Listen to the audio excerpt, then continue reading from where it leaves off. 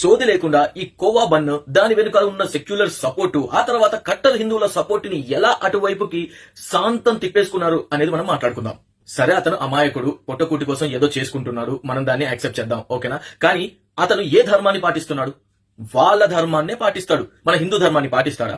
అతను వచ్చి అమ్ముకుంటున్న ప్లేస్ మన హిందువులది, మన జాతరలు. మీరు ఈ మానవత్వం ఎక్కువైపోయి ఒక విషయాన్ని మర్చిపోతున్నారు. వాళ్ళు అమ్మే ఫుడ్స్ లో ఉమ్మేస్తారు అని వాళ్ళకు వాళ్ళుగా బహిరంగంగా ఒప్పుకున్నారు. దాన్ని మీరు ఎందుకు ఇప్పుడు మర్చిపోతున్నారు?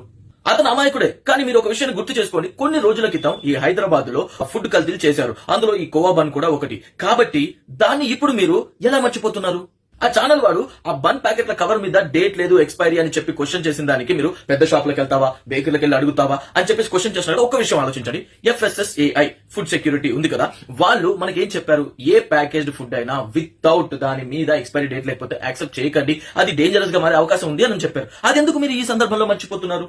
ఆ పండ్లు చాలా ఫ్రెష్, 1-2 days లో అయిపోతాయి కాబట్టి వాటి మీద డేట్ అక్కర్లేదని అనుకుందాం. కానీ ఇక్కడ హైదరాబాద్ లో జరిగిన ఆ ఫుడ్ కల్తీ కోవా గురించి సంబంధించింది మేబీ అక్కడ కూడా జరగొచ్చేమో అనే భయంతో ఆ ఛానల్ వ్యక్తి ఇలా చేసి ఉండొచ్చు కదా. ఇప్పుడు ఆ కోవా బన్ అమ్మిన వ్యక్తికి సపోర్ట్ చేసిన ప్రతి ఒక్కరికి నేను కొన్ని క్వశ్చన్స్ చేస్తాను. నిక్కచ్చుగా మాట్లాడుకుందాం మనము. మీరు ఫుడ్ జిహాదీని మర్చిపోయారు, థూక్ ఉమ్మేదాని గురించి.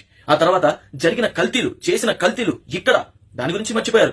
ఏది ఏమైపోయినా వాళ్ళ మసీదుల దగ్గర, వాళ్ళ పండుగల దగ్గర హిందువులను రానివ్వరు, కానీ అతను వచ్చి ఇక్కడ స్వేచ్ఛగా అమ్ముకుంటున్నాడు, దాన్ని మర్చిపోయారు.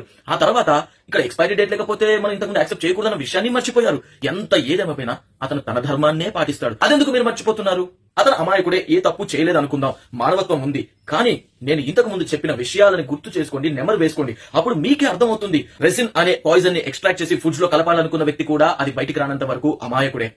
వరంగల్ ఒక బిర్యానీ సెంటర్ వాడుతూ ISI తీవ్రవాదులకు హెల్ప్ చేస్తూ ఇన్ఫర్మేషన్ ఇచ్చిన వ్యక్తి కూడా ఒక అమాయకుడే. అమాయకత్వము, మానవత్వం అనే విషయాలను మీరు ముందు పెట్టుకుంటూ మళ్ళీ మీరు మన ధర్మానికి అలాగే మన సోదరులకే తప్పు చేస్తున్నారు. ఎంతో మంది ఇన్ఫ్లుయెన్సర్స్ రోస్ట్ చేసుకుంటూ అతనికి సపోర్ట్ చేసుకుంటూ ఇల్లదే తప్పనుకుంటూ మాట్లాడారు. హిందూ ఇన్ఫ్లుయెన్సర్స్ కూడా. అరే ఒక్కసారి ఆలోచించనన్నా, మీ బుద్ధి ఎక్కడికి పోయింది? ఇంకో ముఖ్యమైన విషయం, మేడారంలో హలాల్ని తీసేద్దాము, కంప్లీట్ గా జట్కా పద్ధతిని పాటిద్దామని ఎంతో మంది గట్టిగా గొంతెత్తి చెప్పారు కదా. మరి ఇలాంటప్పుడు ఈ ఫుడ్స్ హలాల్ బేస్డ్ అన్నా, దాన్ని మీరు ఎలా యాక్సెప్ట్ చేయగలిగారు?